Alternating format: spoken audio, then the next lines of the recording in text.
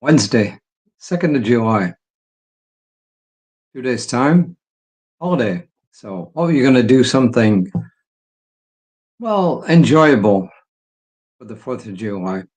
We're going to go visit kids. There'll be a lot of people there. The good news is we don't have to cook, which is really good. Cooking will be done for us. So, that's kind of good. Today's reading is called Self-Mastery is a Process. Self-mastery is a process. And the first quote is from Carlos Castaneda. And he says, a warrior must cultivate the feeling that they have everything needed for the extravagant journey that is their life. What counts for a warrior is being alive. And this is Ernest Holmes in Creative Mind and Success on page 21. The person who sees what they want to see, regardless of what appears, will someday experience in the outer what they have so faithfully seen within. And Holmes isn't talking here about being Pollyannish. What he's saying is that when we decide that we want something and we're prepared to put the feeling around that thought and we're prepared to hold to it no matter what's going on around us, then that is what we're going to experience. So just like when sports people practice either for the Olympics or big tournaments or whatever, and they keep seeing themselves, whatever it is, throwing umpteen baskets, breaking, through the barrier at the end of the 500 meters or whatever it is. And they keep, even though it's not happened yet, they keep seeing it until eventually that's what they experience, or at least something close to it. But always remember, you should give the divine that room that it needs by ending all of these things with this or something better, or thinking this or something better, because then you open up to all sorts of wonderful possibilities. So this is Rev Ron Fox, who goes on to say, oh, what is self-mastery? It's being the best you can possibly be. It's doing the work to release useless stories and limiting beliefs.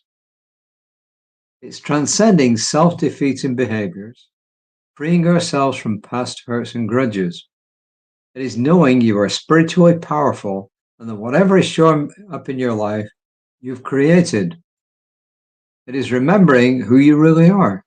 That is what Meister Eckhart meant when he said, God is not found in the soul by adding anything, but by a process of subtracting all the superfluous stuff, that is. And then he goes on, he says, Author Rachel Remen tells of a cancer patient who had a dream that she was building a mountain. It was an arduous task. When she finished, she stood atop the snow-capped mountain, only to see it begin to crumble beneath her. But in the last second before it collapsed, she discovered that she knew how to fly. She told Remen that what she took from that dream was that what we imagine our strength to be may be different from what it really is. Perhaps each of us has an inner compass that points to our true self, Remen wrote. Whether we follow it or not, it will not diminish in power. We all have everything we need to create the life of our dreams. Self-mastery is a process of becoming. It's a journey, not a destination. It is an endless path of learning, and isn't that what makes life so exciting and filled with joy? And we're really and truly just back to where we've always been, which is what we call spiritual mind treatment, what is often called affirmative prayer, which is claiming our good before it happens, just like the athletes I mentioned earlier. And it's also about whatever the circumstances are, to figure out how we can best work through those to our advantage and to holding firm to that dream at the same time. But being open to the signs that come along. It's not like, as I've mentioned several times before in the movie The Secret, that you don't just close your eyes and the elephant appears in the room. Boom. I mean, it could if you were that powerful, but the odds are it won't. It's also doing what the Quakers do, which is to pray and move your feet. In other words, you know what it is you want, you're at the feelings around it, and then you look for the signs that lead you to it, because there will be signs and you could miss the signs. And when you're open and expecting, that's when you see it. You know, there's something I've mentioned before called the RAS, the reticular activating system, which is at the base of our brain. And its job is to filter out what is not necessary, because there's so much information coming to us all the time that if we didn't have a filter to filter it out, we go crazy. So the job of the RAS is to do that. But it's also working in our best interest when we decide that something's important to us. For instance, when you want that new car and you've got an idea of the car you want, or you know exactly what kind of car you want, and guess what? You're going to start seeing them everywhere. They were always there. They were always there, but your RAS filtered it out. But now it thinks, oh, this is important to us. So it starts to let information in. Or it could be a new partner. It could be a new house. It could be anything. So the system is working for us. Now, the other thing I wanted to say was, if what you're working for doesn't seem to be happening, then there's probably a good reason for it. One reason may be that your desire for it isn't strong enough. The other may be, if you've done this or something better, that it's not happening because something much better is waiting for you to appear. So that's what I've got to say on all this. Oh yeah, there was something I learned today. I was on an emotional freedom technique Zoom conference for an hour earlier today.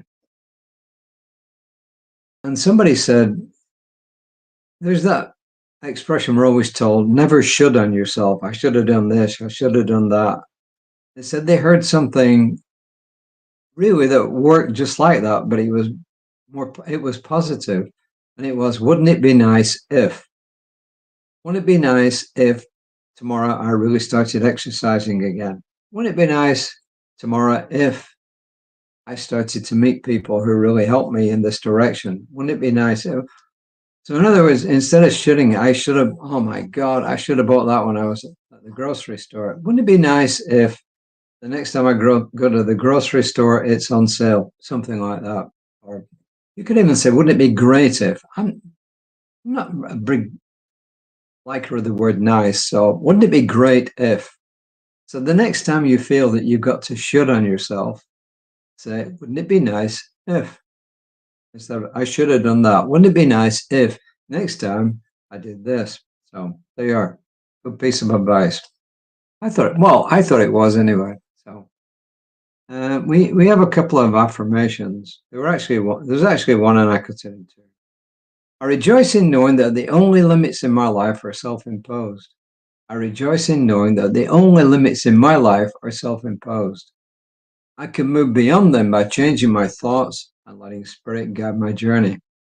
I can move beyond them by changing my thoughts and letting Spirit guide my journey. So I don't know if Danielle Murkidal was actually on around about 11:15 this morning, but I do know she's committed to doing that midweek meditation. And the only reason, as I've said in the past, is if she doesn't do it at 11:15, it's because her work got in the way. Reverend Lisa, my colleague, will be back tomorrow morning at 9:15, and I'll be back hopefully at 5 p.m. tomorrow evening. So until next time,